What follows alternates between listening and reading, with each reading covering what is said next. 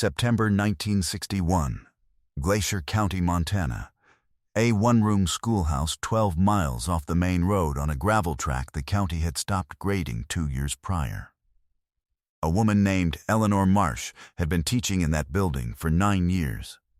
She had taught 41 children in that time, some of them twice, because the same family would cycle through, and she would teach the older ones to help the younger ones while she held the lesson. She had no aide. She had no janitor. She had a coal stove she lit herself every morning at 6:30, a chalkboard she had paid to replace out of her own wages when the old one cracked, and a reading corner she had built from lumber bought at the hardware store in Cutbank, 43 miles away. The county school board had voted, in a closed session the previous June, to consolidate. The word in the minutes was consolidate. What it meant was close. They were going to close the school at the end of the fall semester, bus the children to a district school in Browning, 62 miles in the other direction, and sell the building. Eleanor had appealed 3 times.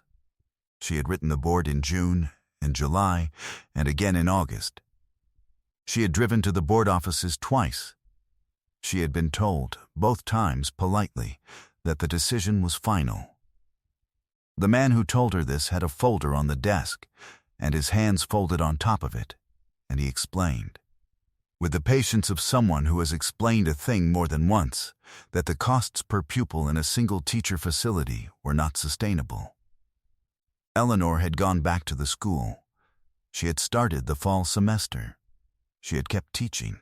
What happened in the 3 days that followed a stranger's visit to that schoolhouse in September of 1961 would change the life of every child in that building, and of a number of people who would never set foot in Montana at all.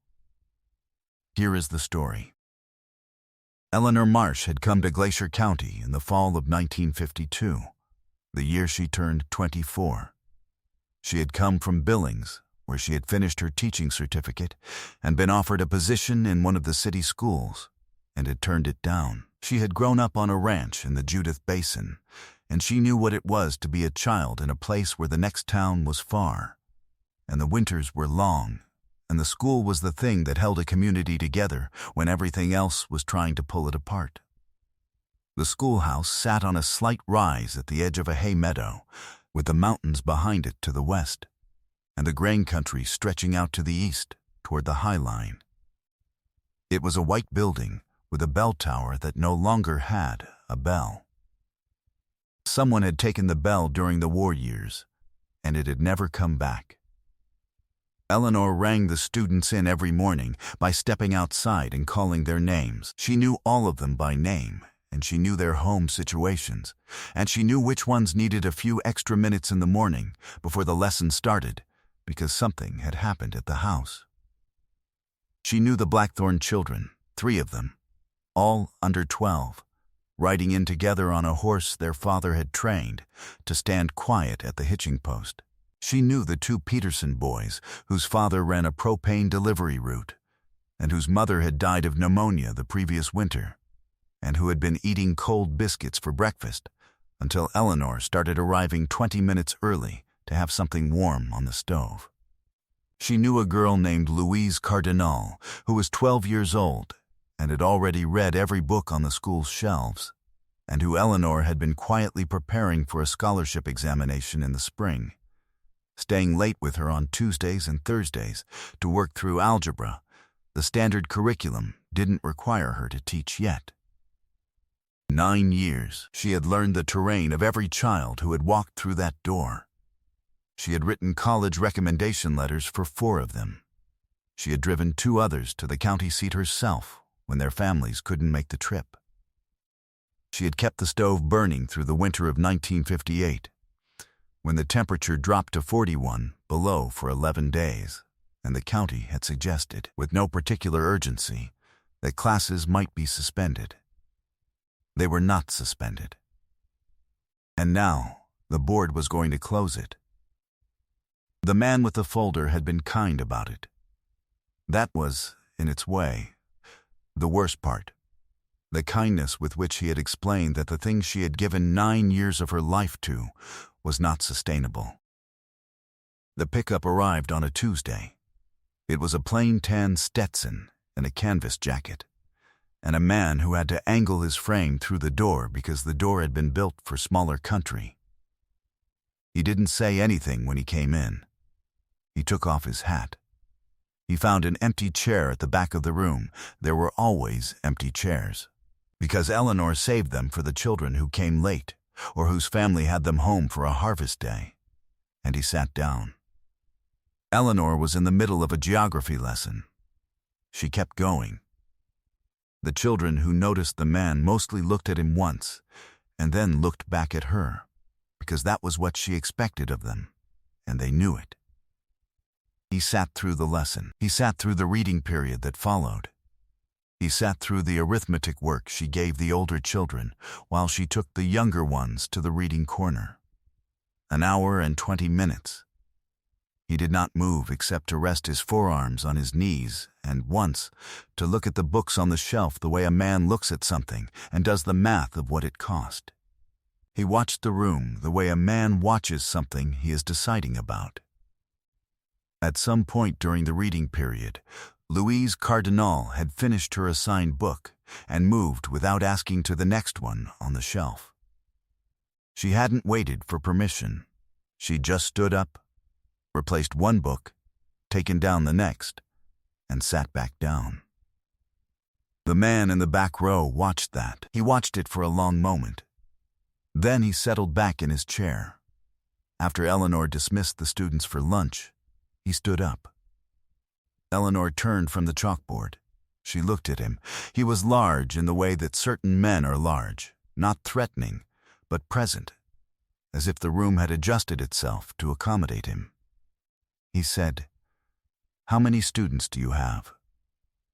She said, 14 this semester. He said, "And they're closing you." She said, "End of December." He looked at the reading corner, at the books on the shelf, some of them with handwritten spine labels she had made herself because the covers had worn off. At the map of the United States she had taped up with the territories she had let the students draw on in colored pencil when they studied each region. At the coal stove, he said, "What does it cost?" She told him. The annual budget. What the county contributed. What the shortfall was. He was quiet for a moment. He said, "I have a problem, and I think you can solve it." He reached inside his jacket and took out a folded piece of paper and set it on her desk. "My wife has been after me to set up something useful with a portion of what I earn. She is almost always right about these things. If I write this check, it covers 5 years of operating costs for this school, and you tell Pilar Wayne I was listening to her." Eleanor looked at the paper. Then she looked at him. He said, "I don't need your name for anything. You don't need mine. But if it helps with the board, you can tell them you have a donor, and the donor prefers not to be identified, and the donor is not going away." He picked up his hat. He said, "That girl in the reading corner, the one who had finished her book and was working ahead in the next one, she's going to need somewhere to be." He walked to the door. He put his hat on. He said, "Don't close this school." And he left. Where are you watching from? Drop your state in the comments. I want to know how far this one reaches. Eleanor stood at the window and watched the pickup move down the gravel track. It raised a low dust in the September light, and then it was gone, and then the dust was gone, and she was still standing there. She had not gotten his name. She had not thought to ask. There was something about the way he had moved, about the size of him and the unhurried way he crossed a room, that had made asking feel unnecessary, and she did not understand why until later. 2 of her older students told her. They had recognized him on the way out. They had been standing in the yard with their lunches, and they had watched him walk to the pickup, and one of them had said the name to the other, and neither of them had made a sound. Eleanor went back to her desk. She sat down. She looked at the piece of paper. She called the county school board the following morning. She told them she had secured a private donor willing to fund 5 years of operations. The man on the phone asked for the donor's name. She said the donor had requested anonymity. The man said he would need to present this to the board. Eleanor said she understood. The board met on the first Thursday of October. They voted. The school stayed open. Louise Cardinal sat for the scholarship examination in the spring of 1962.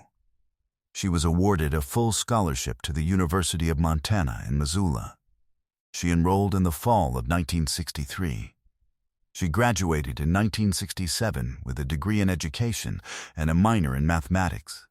She came back to Glacier County. She did not come back to the same schoolhouse. That building was eventually consolidated into a newer facility in 1974 when Eleanor retired. But Louise Cardinal taught in Glacier County for 31 years. She taught more than 400 students. She coached mathematics teams that went to state competitions in 1978, 1981, and 1986.